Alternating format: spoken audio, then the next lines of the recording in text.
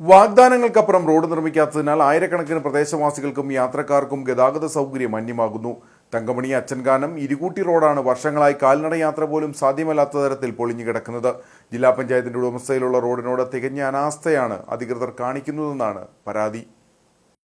കാമാക്ഷി പഞ്ചായത്തിലെ 12, 15 വാർഡുകളിൽ കൂടി കടന്നു പോകുന്ന തങ്കമണി ഇരുകൂട്ടി റോഡാണ് കാൽനട യാത്ര പോലും സാധിക്കാത്ത വിധത്തിൽ തകർന്നു കിടക്കുന്നത്.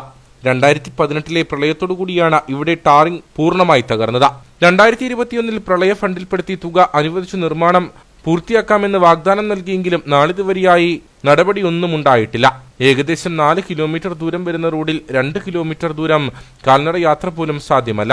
നാട്ടുകാരുടെ പ്രതിഷേധം ശക്തമാകുമ്പോൾ ജില്ലാ പഞ്ചായത്ത് ഫണ്ട് ഉപയോഗിച്ച റോഡ് പുനർനിർമ്മിക്കാമെന്ന് ജനപ്രതിനിധികൾ വാഗ്ദാനം നൽകിയെങ്കിലും നടപടികൾ ഉണ്ടായിട്ടില്ല. നാളുകളായി നമ്മൾ കൊച്ചിലോട്ട് താമസിക്കുന്നതാണ്. നമുക്ക് ഏറ്റവും പ്രയോജനപ്പെട്ട റോഡാണ്. ഇവിടെ നമുക്ക് തങ്കമണിയിൽ നിന്ന് ചെറുതോണി കൂടാതെ തങ്കമണിയിൽ നിന്ന് നേരെ തടിയമ്പാടി ചെല്ലാനായിട്ട്, അല്ലെങ്കിൽ തങ്കമണിയിൽ നിന്ന് നേരെ കൊച്ചി വരുമ്പം കൂടി ചേരച്ചോടി ചെല്ലാൻ ഏറ്റവും എളുപ്പമുള്ള റോഡുമാണ്. ഇത് പ്രത്യേക പ്രദേശവാസികൾ ഇവിടെ ഉപയോഗിച്ചുകൊണ്ടിരിക്കുന്നതാണ്. നടക്കാൻ പോലും ഒരു നിർവാഹവുമില്ല. കഴിഞ്ഞ ദിവസം ഞാൻ ഇന്നലെ വണ്ടി കൊണ്ട് പോയിട്ട്, ഇന്നലെ ഈ വണ്ടി കൊണ്ട് താഴെ തൊഴിലുറപ്പിൽ ഇറങ്ങി പോയിട്ട് തെന്നിയടിച്ച് വീണാം താഴെ.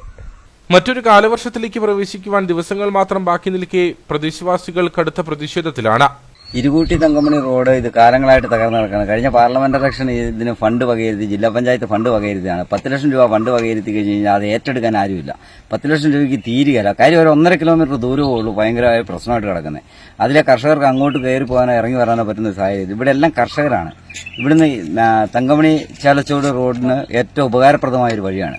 ഈ വഴിക്ക് ഏതെങ്കിലും രീതിയിൽ ഫണ്ട് വകയിരുത്തി ജില്ലാ പഞ്ചായത്തിൽ നിന്ന് അതിനൊരു മുൻകൈ എടുത്തുകൊണ്ട് ആ ഫണ്ട് കുറച്ചുകൂടി അനുവദിച്ചാൽ മാത്രമേ, നല്ല രീതിയിൽ ഫണ്ട് അനുവദിച്ചാൽ മാത്രമേ ആ റോഡ് പണി തീർക്കാൻ പറ്റുള്ളൂ. ഒരു 10 ലക്ഷം രൂപയ്ക്ക് ഒന്നും ചെയ്യാൻ പറ്റത്തില്ല. അവിടെ ജില്ലാ പഞ്ചായത്ത് റോഡ് നിർമ്മാണത്തിനായി 10 ലക്ഷം രൂപ അനുവദിച്ചിട്ടും കരാറുകാർ നിർമ്മാണം ഏറ്റെടുക്കുവാൻ തയ്യാറായിട്ടില്ലെന്നാണ് അധികൃതർ നൽകുന്ന വിശദീകരണം.